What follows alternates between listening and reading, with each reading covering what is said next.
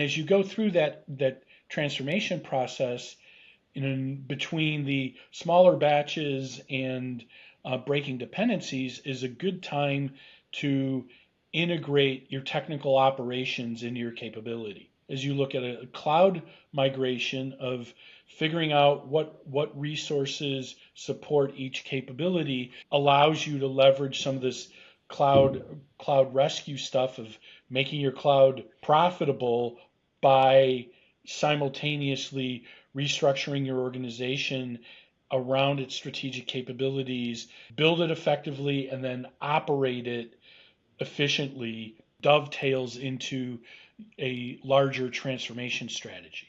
And ultimately, what you get then is a composable enterprise where you have capabilities that are small and profitable and can be combined into new products and services quickly, 60 to 80% faster than, if you're building these capabilities from scratch.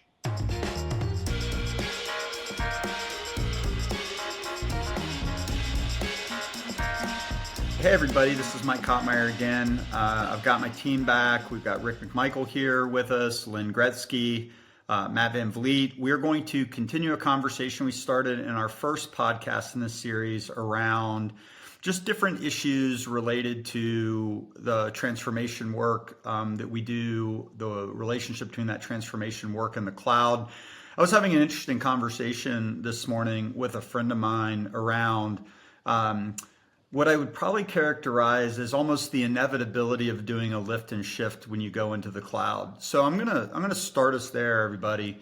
Lynn, talk to me about what are some of the financial business drivers of going to the cloud, and what is driving us moving our legacy systems unchanged into the cloud infrastructure? Well, some of the drivers are moving from capitalized expense and a large upfront expense to pay as you consume the services. And another is people running out of space in their data centers, which would be another aspect of that. Not only do I have to buy more hardware, but I need to build a building to put it in, or I need to spend, hundreds of thousands, if not millions of dollars to run additional power into the building. And that stuff adds up quickly. And so a migration to the cloud, in particular, a rehosting or the lift and shift approach, often becomes the path of least resistance to avoiding all these big capitalized expenses. Well, what if we already have the capitalized expenses and we just want to deprecate them? Talk to me about the economics of that. Well, depending on where the organization is in a depreciation cycle, if you're late in a depreciation cycle where you've depreciated most of the capitalized expenses, then the cost to exit, the amount that you have to write off to then move to the cloud, is relatively low. If you're at the beginning, like if I just bought $10 million of new hardware and I'm depreciating it over, a 3 or 5 year period, uh, economics not so good to write all that off and immediately move to the cloud. Rick, tell me some about maybe some of the non-hardware costs. I guess the labor costs associated that maybe a CFO is trying to realize by moving to the cloud.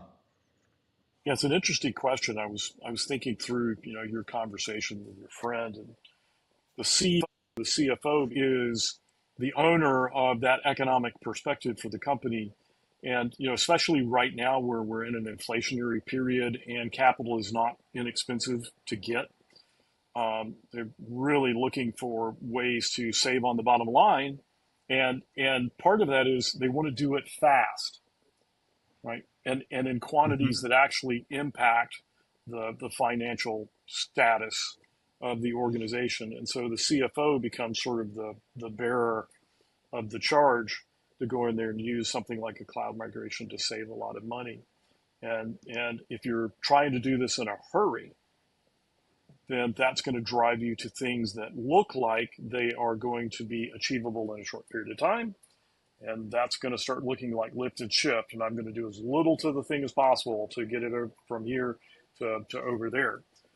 So I can see how that would drive uh, favoring that transformation strategy, that cloud migration strategy. It's easy to Mm-hmm. see how that can happen.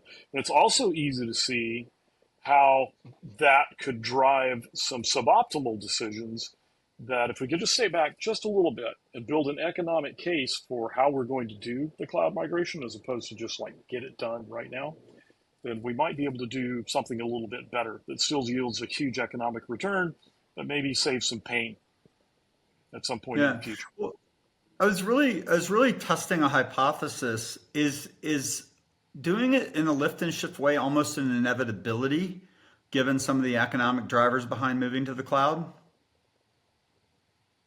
Is it almost like Without a, something that we're forcing on organizations? Yeah. yeah, well, it's like circumstances are kind of forcing it on organizations for sure. Yeah, Okay. depending on the urgency of need for new capacity, if the organization hasn't planned well and they're running out of runway and they need the capacity, then the the fastest way to get it is to move to the cloud. Matt, do you have a take on that? Some of the economic drivers that are causing this lift and shift phenomenon?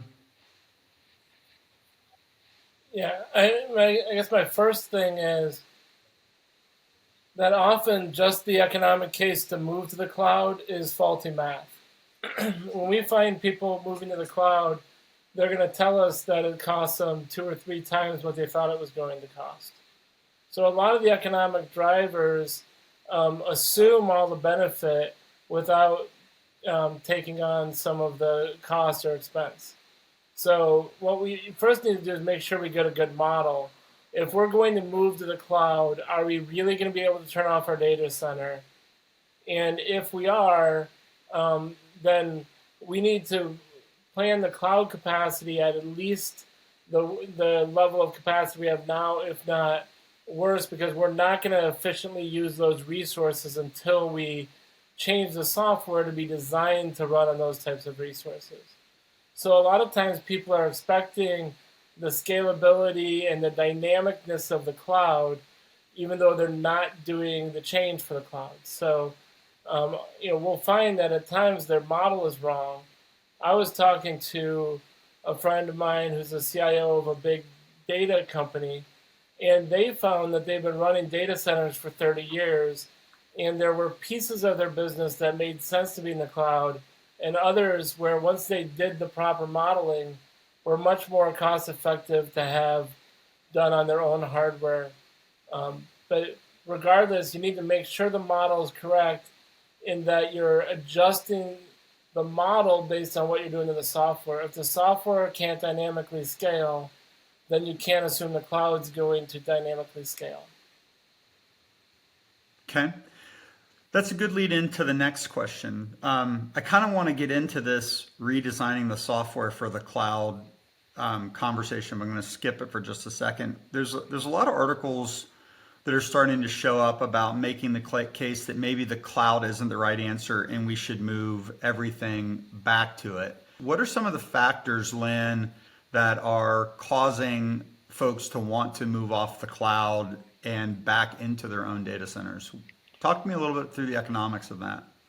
Well, people have moved to the cloud, and the promised efficiencies and cost reductions aren't happening. And there are a variety of reasons, some of which we talked about in our prior podcast on this. But at the end of the day, it's like if you can't, as Matt just said, shut off the resources in your data center after you move something to the cloud, you're not going to reduce your cost structure. Another piece is that if if your workloads are stable and you can run your workload on fully depreciated hardware, in some circumstances can actually be cheaper to run it in your data center, but you've got to take a risk of how long do you want to run that on the fully depreciated hardware. But Right. I've seen companies that, you depreciate over a 5-year period and they run that hardware for 10 years. And that's like free, except for the fact that every year the computing equipment's getting more efficient with electricity and resources. And, when you upgrade, you get higher capacity with a lower electrical power requirement. Okay, same question for you, Rick. What are some of the costs driving repatriation back to local data centers and away from the cloud? So this is complicated, but if we look at it simply, you're using resources, you're paying for resources that you don't have to. If I just lift an application, it's used to running on infrastructure that I purchased and configured for the maximum scale necessary because I'm responsible for it, so I have to have it. Right? I'm planning for peak utilization, and I take that and move it to the cloud. Well, now I'm using that. I'm taking all that capacity and paying for all that capacity. And as Lynn just said, there are a lot of cases. I've been privileged to look at a lot of companies over the years, and on many times I've seen where people are running on basically unsupportable hardware because it's been fully depreciated, and they're about to lose support on the operating systems and that sort of thing. And you see that there's a lot of that out there. Well, you don't run that play in the cloud. In the cloud, I'm going to be using what the cloud provider is providing, and they're going to be providing a higher quality, more refreshed infrastructure to do that at the cost. So I've got to be able to use just what I need when I need it. And lift and shift, just picking it up and moving it over there, doesn't necessarily prepare you to be able to do that. Matt, any take on some of the economic drivers that are moving folks away from the cloud and back to their own local hardware?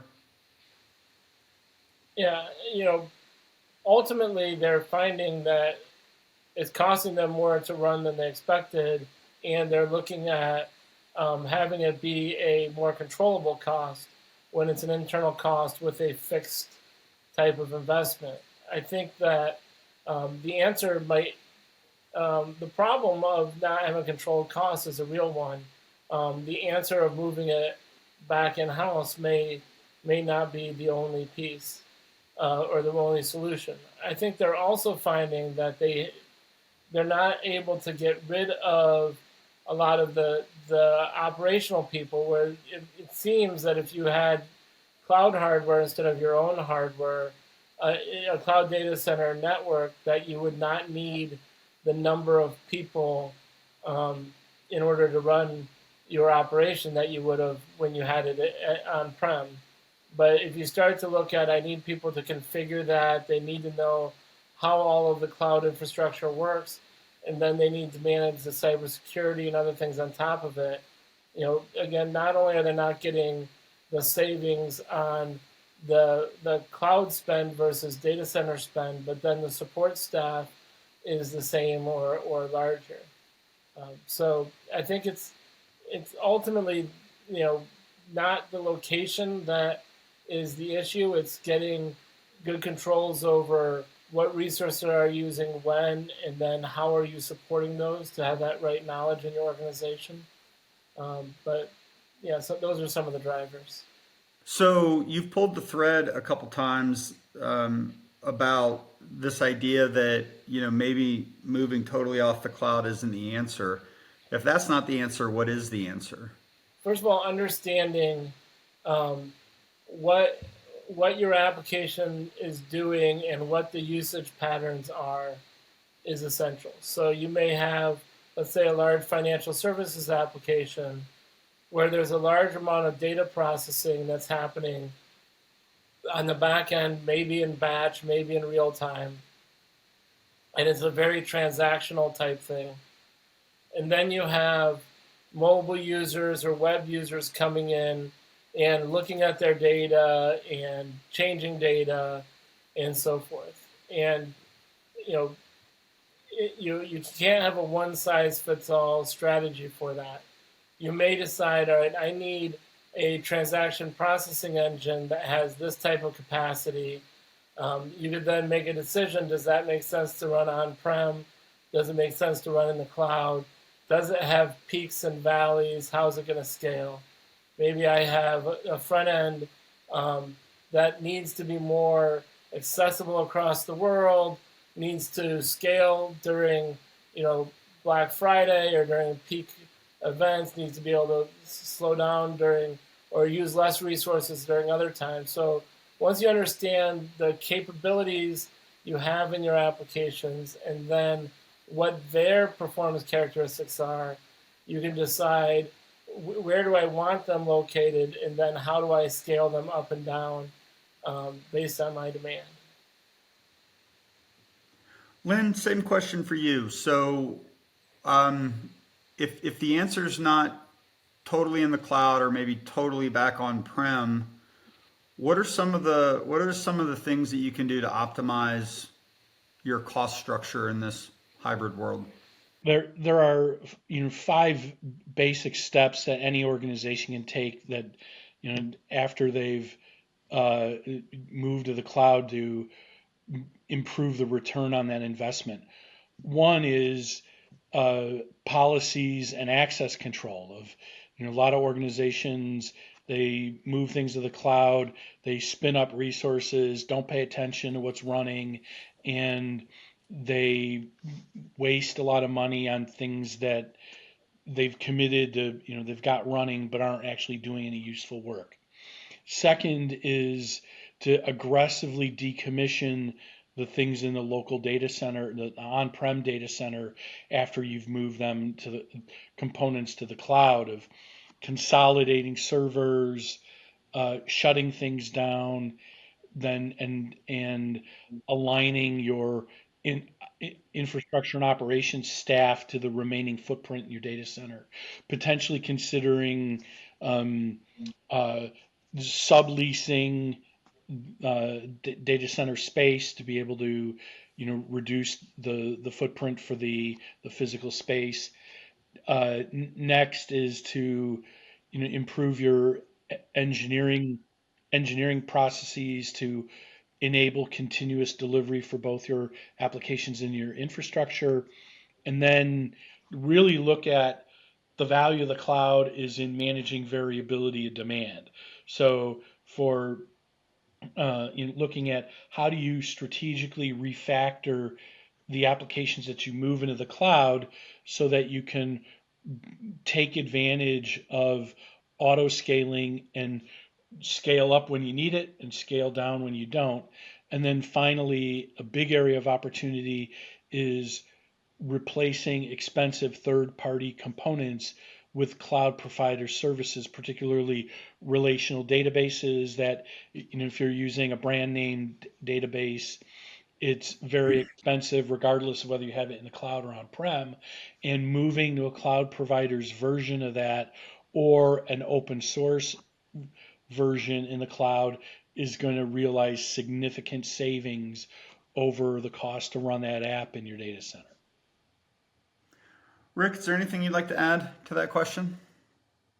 Yeah, I can think of two cases where it might be um, advantageous to not run in the cloud. I'm a startup and I can get away with a white box PC server sitting under a desk somewhere, right? So maybe very, very cheaply for a short period of time, I might be able to do that. But frankly, every startup I've dealt with in the last 10 years have all been starting in the cloud. It's just too easy. It's too convenient. There's so many services there, and I just don't have to manage all this stuff, right? So there's that. And then the other side of the coin is I have so much compute need. I can buy in such large quantities that I can get the price down from the suppliers to a place that approximates what the large scale cloud providers can do, because they're buying so much. They've got so many of the relationships that are out there. They can just buy it cheaper than you can. So it'd take a lot of infrastructure, I think, to be able to match what these large cloud providers are able to go after there, right? So those are like pushing the two extremes of the circumstance, which maybe nation states or something like that. But for most people, running in the cloud is going to be the way to go. Lynn, there's a thread that's emerging here that I think is interesting that I would like to see if you could comment on. And, again, I was talking with my buddy this morning who is a former CFO, ran a CFO consultancy, and we were talking about some of those CFO economically driven decisions around moving to the cloud. And not my area of domain expertise, but basically like the top level story was that we want to deprecate the hardware. We want to get rid of the operational costs of the data center. Our hypothesis is that we're going to do that by moving to the cloud. But the CFO wants to realize those cost savings right away. So we don't have time to totally rebuild the application into a cloud native infrastructure. And so we do that, the lift and shift, or we're calling a lift and shift, right? And it almost seems to me that under those economic conditions, that a lift and shift is almost inevitable. And so if a lift and shift is almost inevitable, and then we find out that it's going to drive the costs, let's assume we don't want to go back. How do we start thinking about how to recapture those costs? I know we talked generically about strategic refactoring or app modernization, things like that. Talk to me a little bit about if we were forced into a lift and shift and we have this software that wasn't designed for the cloud now running into the cloud, but we desperately need to recoup the costs. Talk to me a little bit about if you were forced into a lift and shift, what do you do once you're there and those costs are spinning out of control? Well, I mean, it's an exercise in finding and eliminating variances, right? What's the biggest pain point, and then diagnosing its root cause. Like, do you have you oversized it, and you put it in the cloud, and you're running at 10% utilization. You can actually move to smaller reserved instances and increase the utilization so that you can more easily in the cloud, even after you're there, move the workload to smaller services that cost less per month so that you have a higher overall utilization. Another thing is that if you have that you can do is aggregate workload so that you can maximize your discounts, which is another technique that you can do in the short term. And then in medium term, that strategic refactoring is figuring out what's valuable, what's really got to scale, and extracting that from workloads that are more predictable so that you're only paying to scale and the things that really need to scale. Yeah, so okay, so interesting. So I'm gonna give the strategic refactoring conversation to Matt here. I want him to pull that thread for me here in a moment.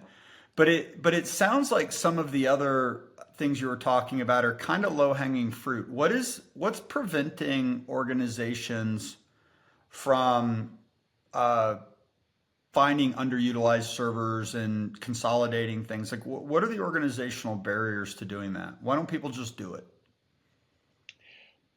Well, often the people consuming the resources are not necessarily the people paying for them.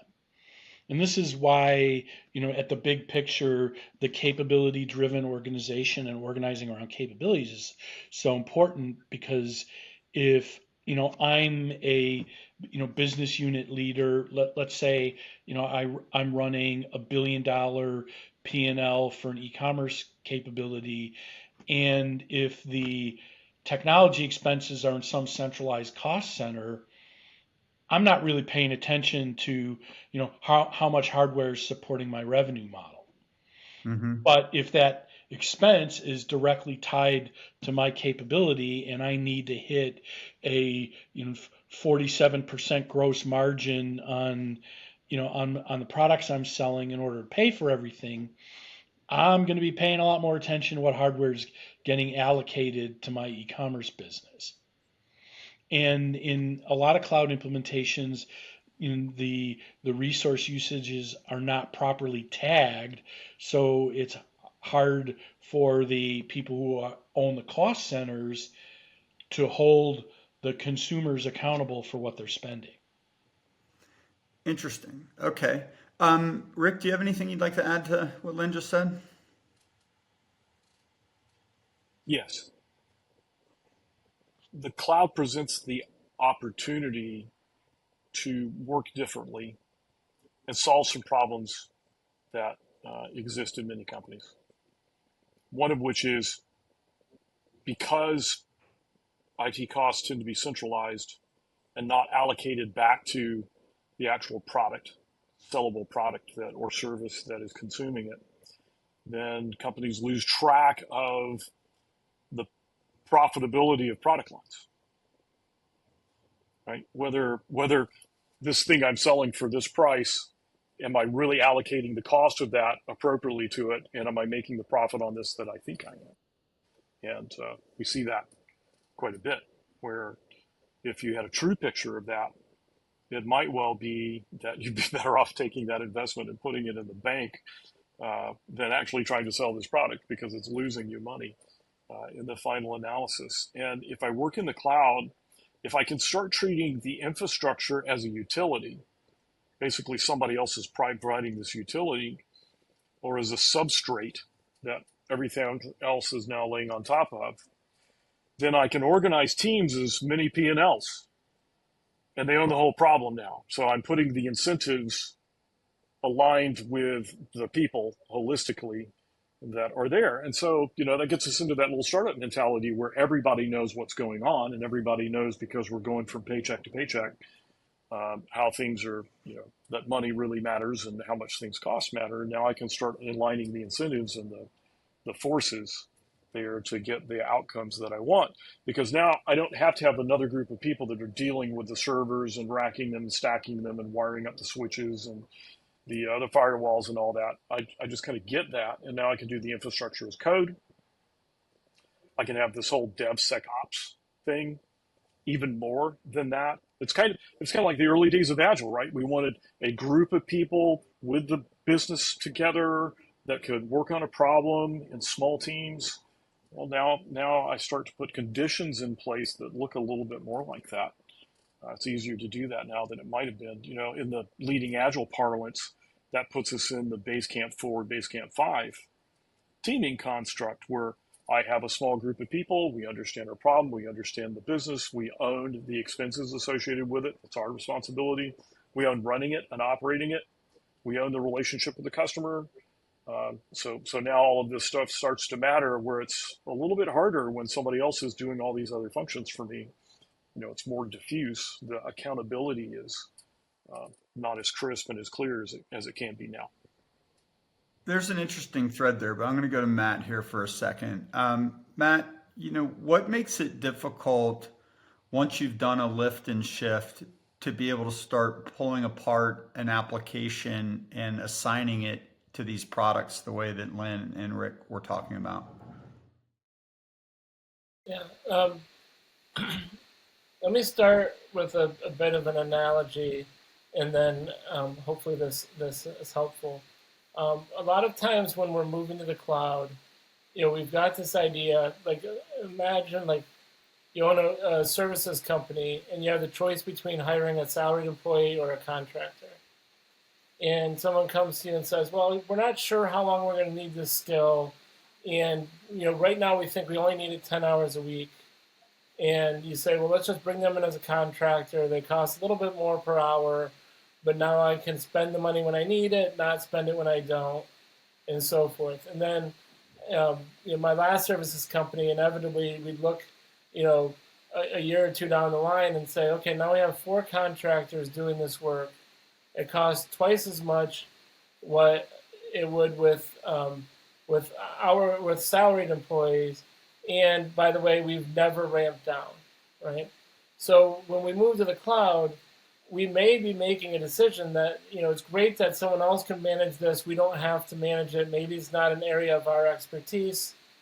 But we have to be really clear on whether we're getting a fixed cost model like a salaried employee or a variable cost model like a dynamic cloud.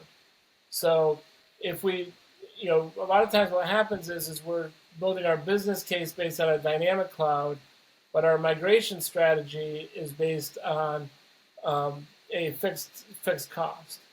So we're paying more because we have this thing that could be dynamic, and we don't have to manage it, which is all great, but we never get the advantage of ramping up and down. But now let's fast forward to where you asked, Mike, that we are where we're at, right? We've moved to the cloud.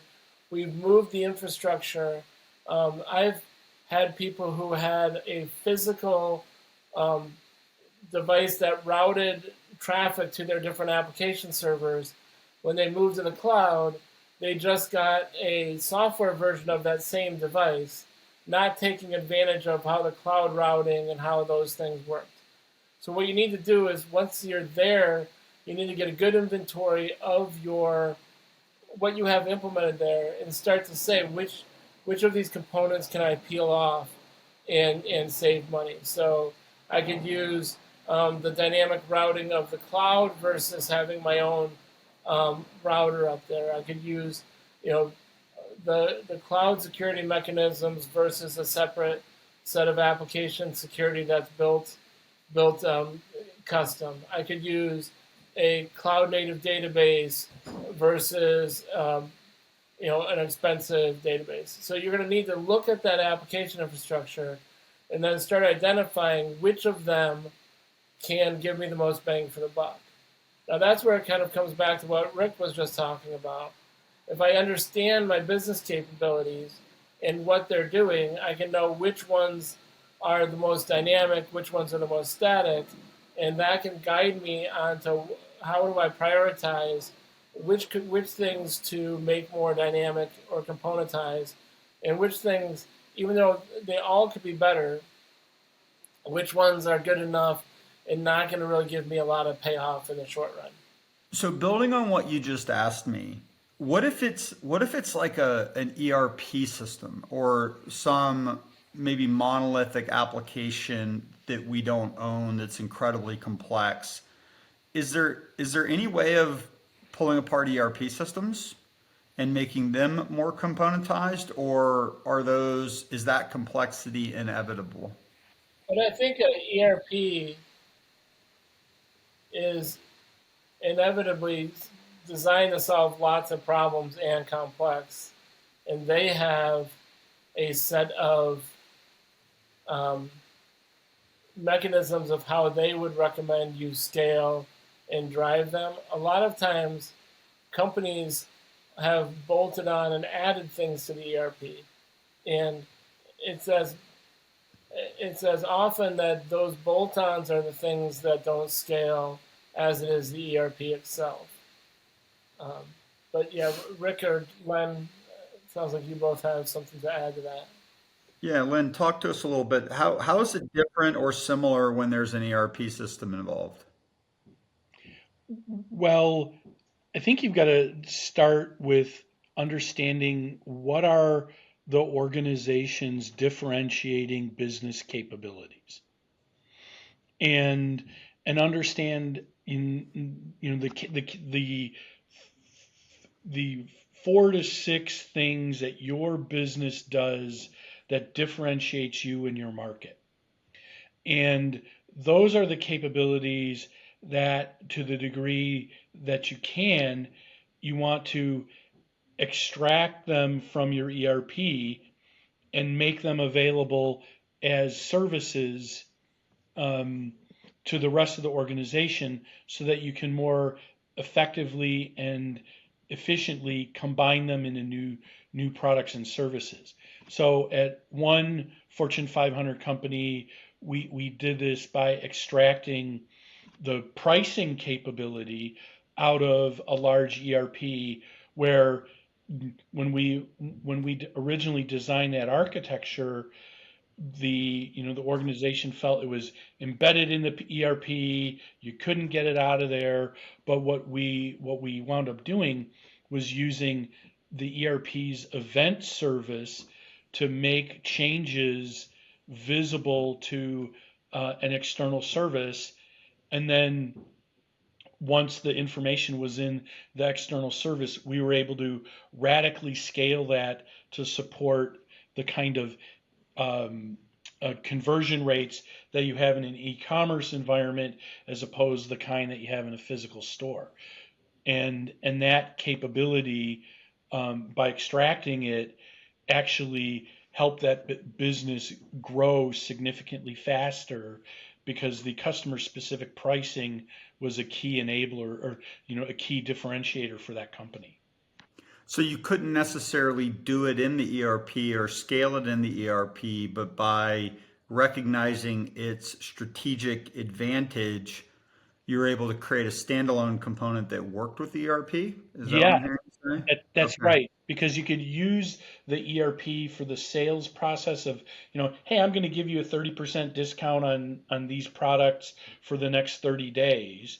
And then as those pricing changes got saved in the system within, 2 to 4 minutes, they would be available on the website so that you could buy using the new discounts and not have to wait for an overnight pricing run to get the data online.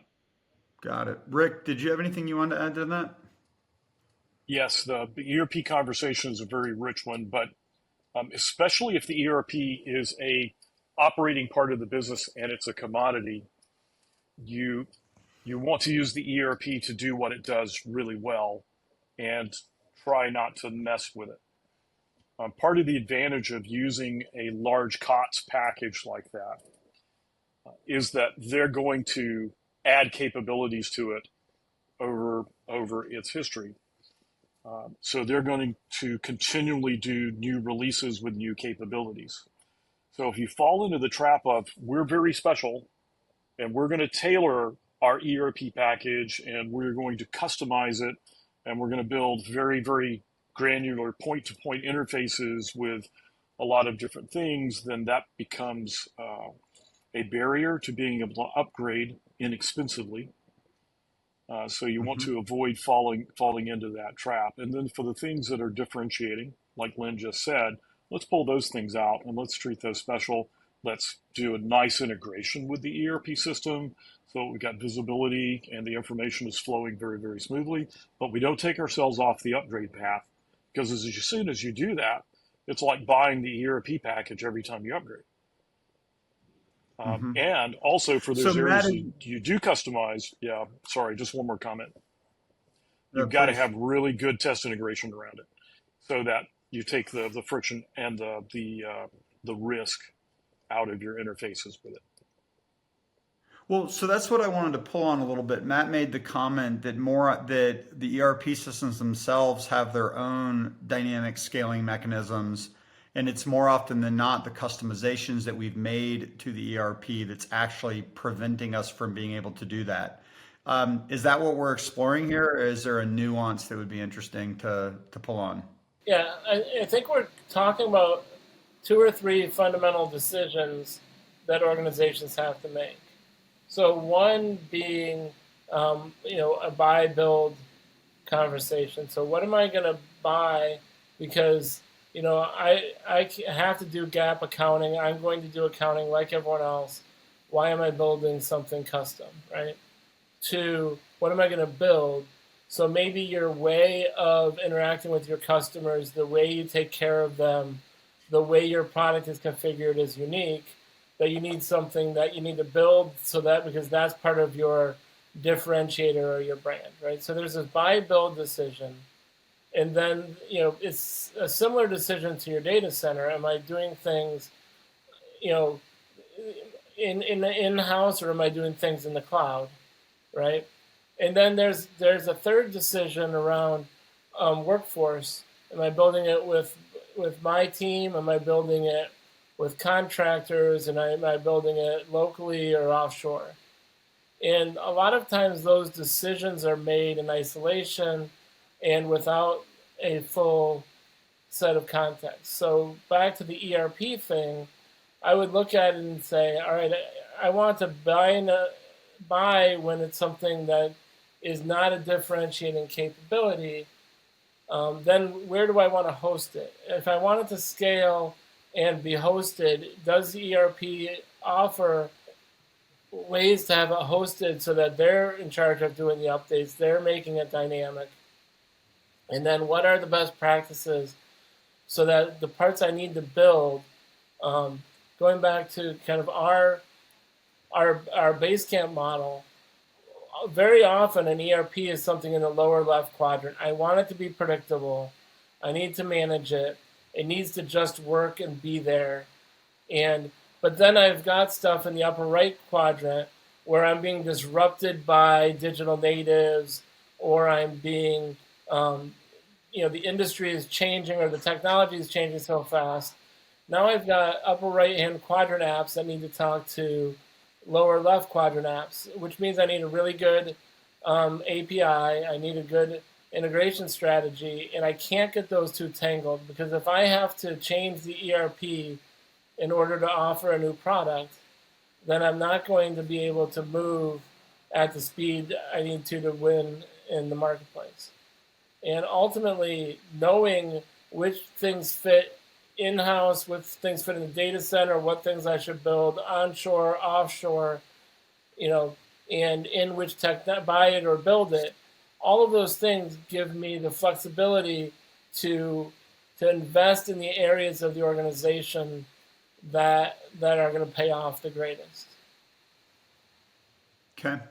So so we've kind of painted this picture that due to the economics of servers and labor costs and things like that, CFOs are driving the move to the cloud. To realize those cost savings as quickly as possible, more often than not, companies are doing lifts and shifts. So it's almost like we find ourselves in the inevitability of having to do a cloud rescue, for lack of a better word, right? So how do we take what's been lifted, shifted? It's already there.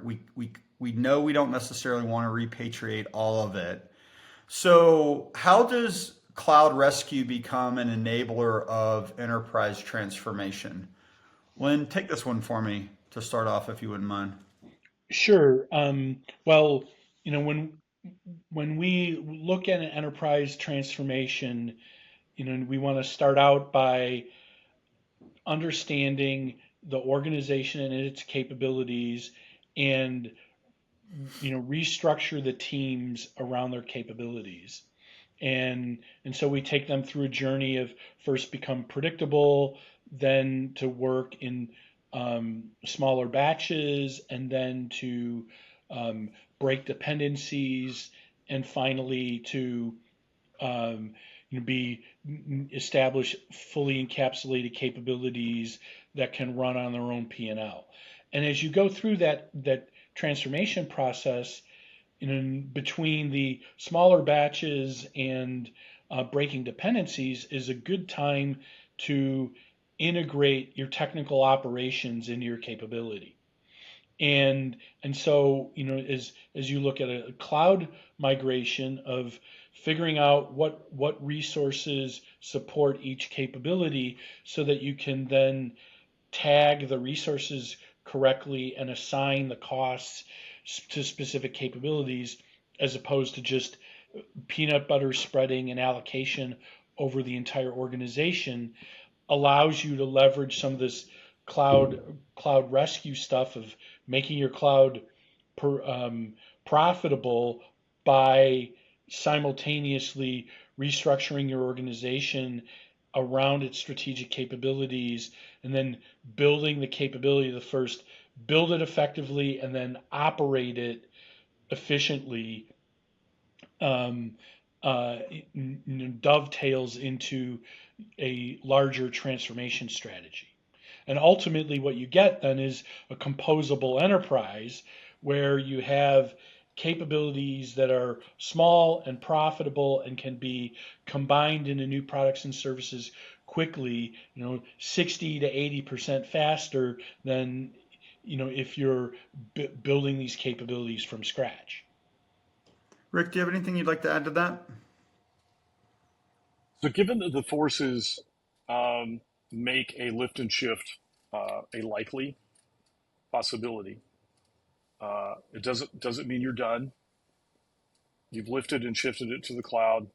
Now you can apply these principles of strategic refactoring in order to take that application and mold it into something that is going to be what you need to. And uh, in essence, use it as a lever to do something better than you had before. Use it as, it's a judo move.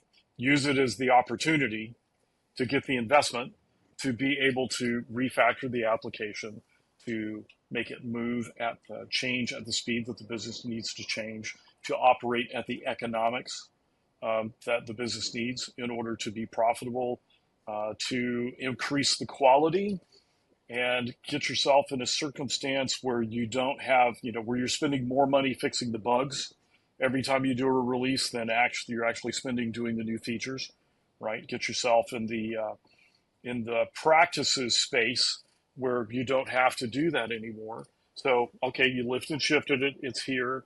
You're not saving the money you thought you were going to. Great. There's an economic business case to be made that says, all right, we can go through this path. We can save you a lot of money, save ourselves a lot of money, and we can go through the strategic refactoring and come out the other side with something that really meets the needs of the business. And we also have to recognize that there is value to lift and shift, often in improving resiliency. That many companies have a hodgepodge of systems. And one of the reasons why they can't shut things down is they have, you know, application A running and its backup server is the production server for application B, and and moving to the cloud creates opportunities where you can downsize the overall footprint and simultaneously have improve your redundancy and resiliency. Matt, one of the things we've been exploring kind of behind the scenes across our leadership team is this use of the expression like find the seams and start to break apart the monolith and such like that. The conversation went a little bit like a lot of times this language around finding the seams is kind of developer centric. Like we look for natural places to encapsulate. Well, one of the things that we're attempting to do in this is to really strategically break apart the monolith so that it aligns better with the business capabilities. We can tie the economics. We can do all the things that Lynn and Rick were just talking about.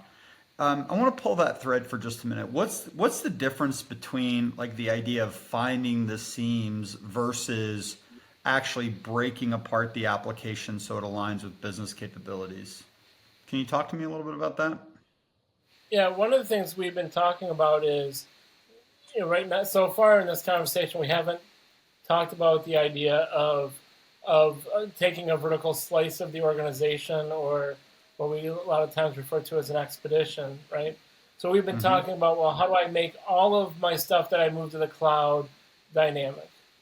But what we tend to say is, let's take a slice of the organization. So maybe I'm taking purchasing, or maybe I'm taking e-commerce, or one product, and I'm making that slice of the organization work differently, from the owner of that business capability all the way down to the developers working on it, including the software and the systems that are in the cloud.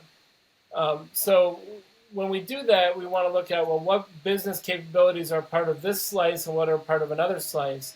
And that way I can form teams around those capabilities. I can look at the systems that support those capabilities. So that's kind of a top-down, business-centric view of, if I'm going to look for an area to move from lift and shift to something more dynamic, here's a way to come up with that set of software. There's a bottom-up strategy in the legacy rescue perspective that says, I have this monolith, it does 50 things. Let me go look at the code and see where there's a natural seam. Oh, by the way, it looks like it's easy to separate the database from the application code, or it's easy to separate the configuration code from the accounts code from the driver code, right? So I can see where the natural shifts are in that systems architecture. Where if I do the bottom up only, what I'm going to find is those seams might not be where the business is operating differently. It just happens to be where the technology has a nice clear place to work, right? So it's great to understand. Here's the seams in my as implemented software, and then I want to understand. Here's my business capabilities. If the business capabilities and the technical seams line up with each other, great. Then that's a perfect place to split the application. If it's not, I need that top-down business view. I need that bottom-up technical view, and then I need to make some decisions. Is it worth it to break that area up because it's going to help the two businesses or two capabilities move more quickly, or is it not important? It's kind of like the international date line. It's a very specific longitude until you look at it, and then some islands are on one side of the date line and some are on the other based on all types of history. We can't get away from looking at that history, but we can start with where should the line be from a business perspective, overlay that with the bottom-up systems view, where is it already well separated there, and then where it's not, then I can make the pragmatic decision, is it worth strategically refactoring and dividing those two apart? Lynn, do you have a take on that? Yes, I mean, I think that there's sort of a complementary perspective. That bottom up, as Matt said, is sort of discovering what's natural given the software that's been written, and the top down is sort of changing the structure to conform with how the business needs to operate. And in both situations, sort of the centers of gravity are going to be the domains, the business domains that are required to operate a capability.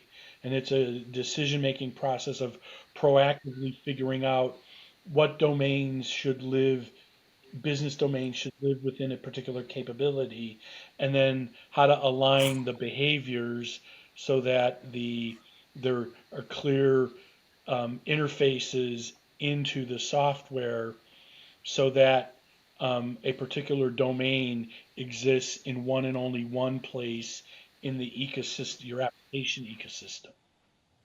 Yeah, I mean, ultimately the ideal situation is I have a business capability and I have the implementation of that in software. They're both encapsulated so people know how to consume them, that you know where they start and end. And then as a business, as the market is saying they need something, you can start combining business capabilities. And it's also natural that the system capabilities come along with them. So you can invent an entirely new business without having to rebuild all of your business capabilities or all of your technical capabilities. You're not going to get there overnight, but if you use the business capability boundaries and overlay that with your technical boundaries, you can start to get these things encapsulated such that you're going to be able to be much more dynamic in how you build things and how you solve business problems. Rick, you were talking about, as we were preparing for this conversation, that creates a certain set of opportunities around teaming strategies. You mentioned the idea of DevSecOps. Talk to me a little bit. If we had truly encapsulated business capabilities supported by encapsulated technology domains, what opens up for us in terms of how we manage that capability and combine I don't know, capabilities is overused, but yeah, talk to me a little bit about the teaming strategies and the things that are available to us when we do this. Yes, the capabilities serve value propositions. So if I can start aligning what I do on the execution side to what I'm going to deliver on the customer side in order to have a positive value proposition, then the better things are going to go. And so now, if I can have a capability that is served by systems that are in the cloud by a team that is organized around that, which now my incentives match the outcomes that I want. They're not distributed or diffuse. The people in that capability serving that particular product and value proposition, every day they come to work, they know what is important. Right? There's a natural driving factor in there that helps you get what you want out of it because I've encapsulated the whole thing and it's focused on the problem to be solved. And the nice thing about the capabilities are they are now they can be combined in new and interesting ways to serve new value propositions.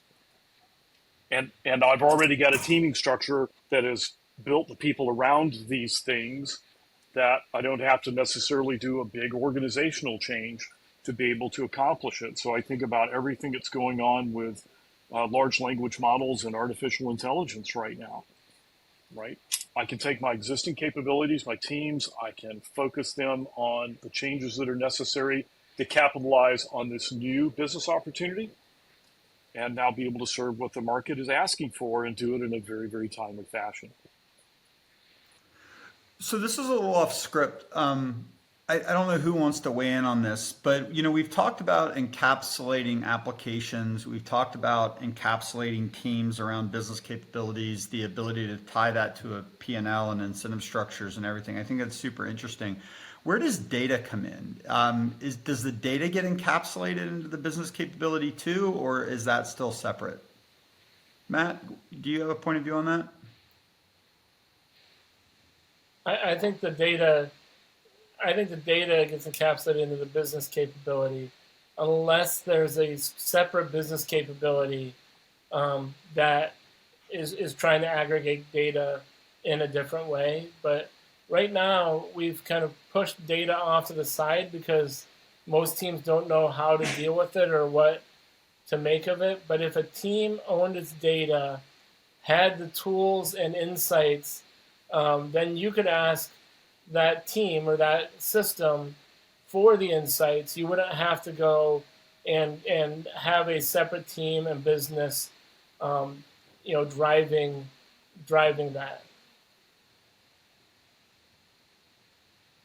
Well, 30 years ago, people used to talk about three modes of data processing: transaction processing, analytical processing, and complex processing. That was a combination of data and documents. And for the, as Matt was saying, around transaction processing to run the business, you want that data encapsulated with your capabilities.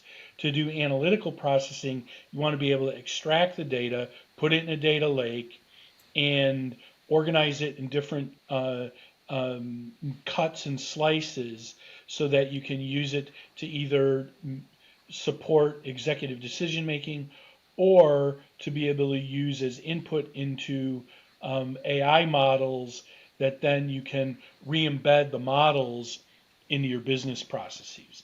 And then for complex processing, with the rise of large language models and generative AI, there's like a whole new space and disruption occurring in businesses that deal with large volumes of documentation, like loan processing, particularly in commercial real estate, for example, or legal work, or healthcare, where there's historically lots of paper involved. Rick, do you have any thoughts on the idea of where the data goes? So locality of reference, especially for transaction processing, I want the data to be close to where it's going to be used. So from that perspective, if we can encapsulate the data within the capability and own that data, then that team can move at the speed that it needs to, right? We don't want to create dependencies where we can avoid dependencies because the dependencies are the antithesis of agility. And then we can treat that data, access to that data as a contract, just like we have events and messages and APIs. Access to that data becomes for whatever purpose, even to extract it and get it over into the analytic system or the complex processing systems, right? That is a contract that that particular capability provides and services into the rest of the organization. Okay. Cool. I think I'm going to put a bow on this a little bit. Matt, any last thoughts before we wrap up this segment of our discussion? Well, and this might be the controversial thought. Like, I wonder if, like, what tends to happen is there's a new technology, so therefore people think that needs to be in a new team or a new business capability. So are we wanting the analytics processing of our data in a separate team because AI is new, or because it's really a different business capability? And I think that over time we're going to have to look at that and say, okay, maybe it's a business capability that aggregates across other business capabilities, so it needs to be its own. But if you're only putting it in a separate team because it's new and you don't think your team knows that technology, I think that's going to change over time. And maybe you start with it outside your team, but if business units can analyze their own data, that's going to be faster and more dynamic than if it's in a separate team. Well, we're certainly at a place in time where there's a lot of disruption in the market, and where there's disruption, there's opportunity, and whether it is, addressing the tactics of getting improving your ROI out of your cloud implementation, or strategically transforming your organization to align your systems and structures with your customers and markets, that to be able to enable, AI enable your business. It's certainly an exciting time to be, working in business, and to be able to use all these tools and new forms of organization that we have to meet the needs of our customers. It's interesting because there is always going to be something new. It is the nature of the industry, right? It, it, it shifts, it evolves, the economic climate changes, some new technology comes out, right? So change is a given and change is constant. What's really kind of interesting is, as we've explored in these last two podcasts, there are some fundamentals that can be applied to take advantage of these things, right? Those fundamentals around